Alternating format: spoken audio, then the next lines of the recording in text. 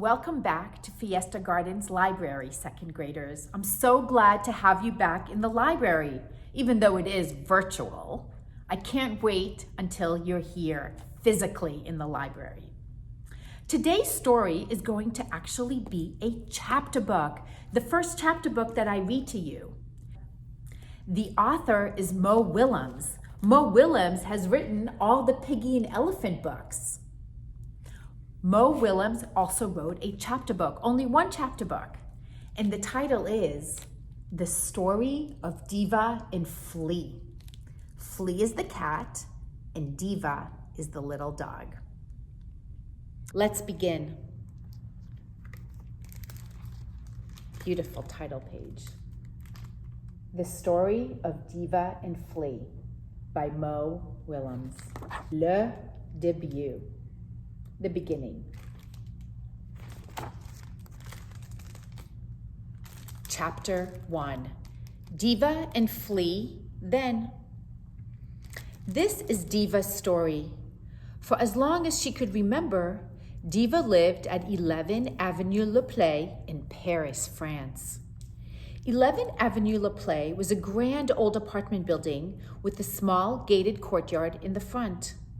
Many people lived in the building, kids, parents, old ladies, even an artist or two.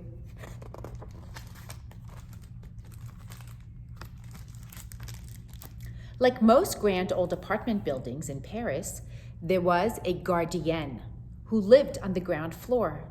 It was her job to make sure that everything inside and outside of the building was neat, tidy, and safe. Diva was the gardienne's dog, which meant that Diva was practically responsible for the whole 11 Avenue Le Play, including the courtyard. It was a very big job for a very small dog. Diva took her job seriously. Every day, she would exit the grand front door, trot across the small courtyard, and stand at the building's front gate. From there, she watched and guarded and watched more.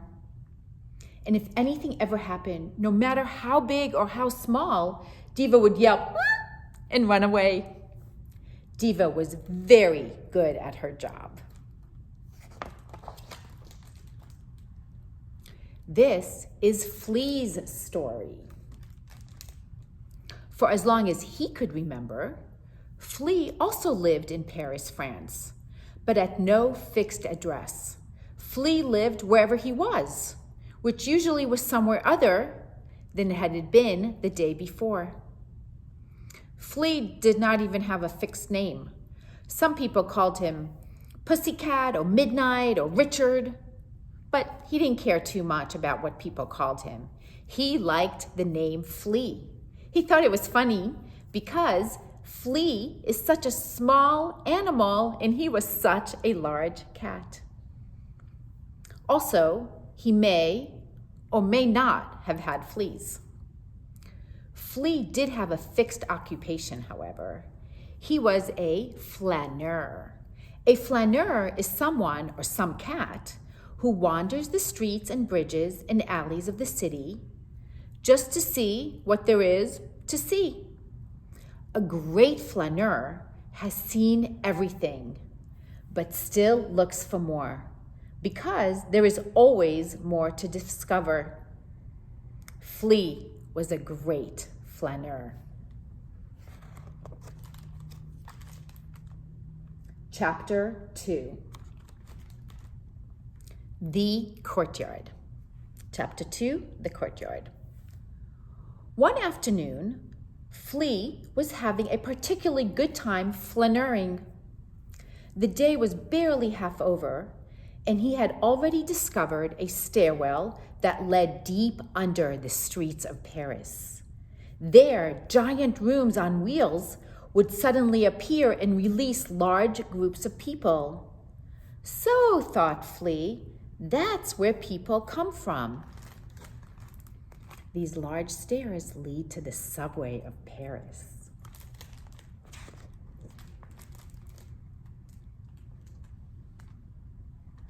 Later, Flea found himself sitting in the sun, watching people who were also sitting in the sun, watching even more people sitting in the sun.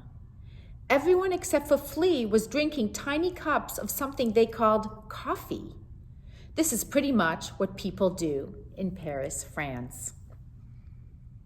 Then, inside Flea's favorite store, he saw a woman drop a giant piece of salami smack onto the floor. Flea pounced and snatched the salami before the man with the broom could even chase him out. An event that was both unusual and delicious. Usually the man got him. And if that weren't enough, that very same day, Flea happened to wander past the courtyard at 11 Avenue Le Play, where he saw Diva for the very first time.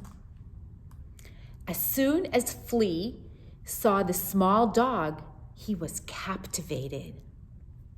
As soon as Diva saw the large cat, she yelped and ran away. Flea laughed because it was kind of funny. He had seen many funny things in his life, but he had never seen such a small dog yelp with such a large voice. After that, Flea would make sure that most afternoons he just happened to flaneur right by the courtyard of 11 Avenue Le Play. It was fun watching the small dog yelp and run away. This went on for many days. Flea would flaneur by, the small dog would yelp and run away. Flea would laugh. It was almost too good to be true. Then one day, Diva didn't yelp or run away. Instead, she looked right at Flea's big face and asked, "Are you trying to hurt my feelings?" Flea had never thought about it like that.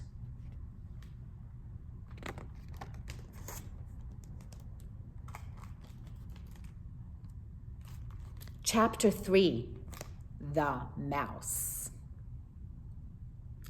The next day, Diva trotted into the courtyard expecting to see the large cat and to hear his loud laugh. But the cat was not there. It was quiet. Diva was surprised at how empty the courtyard felt without a cat sticking his big head through the gate. Then she noticed the courtyard wasn't completely empty. There was a small dead mouse near the front step. Diva looked at the mouse and thought for a moment.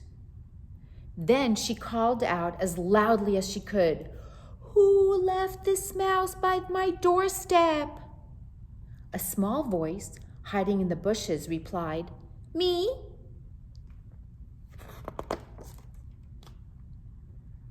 It was Flea's voice.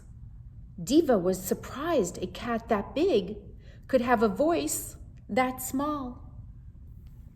The cat came out from behind the bushes and walked to the edge of the gate. "I did not mean to hurt your feelings," he said. "So I brought you a mouse." "You brought me a mouse?" asked Diva. "To show you how sorry I am," he replied. Diva looked at the mouse and thought for a moment. Then she walked over to Flea and said, "That is the nicest thing anyone has ever done for me. But in the future, please bring me a small piece of ribbon, okay?" Flea laughed, and this time, so did Diva. That was the end of the first part of the book, Le Début. We will continue with Le Premier Entrance next time. But I want you to think about why Flea, the big cat, brought Diva, a mouse, to say sorry. We'll talk about that next time. I hope you enjoyed the beginning of Diva and Flea by Mo Willems. I can't wait to read the rest of it to you. Bye-bye now. See you next time.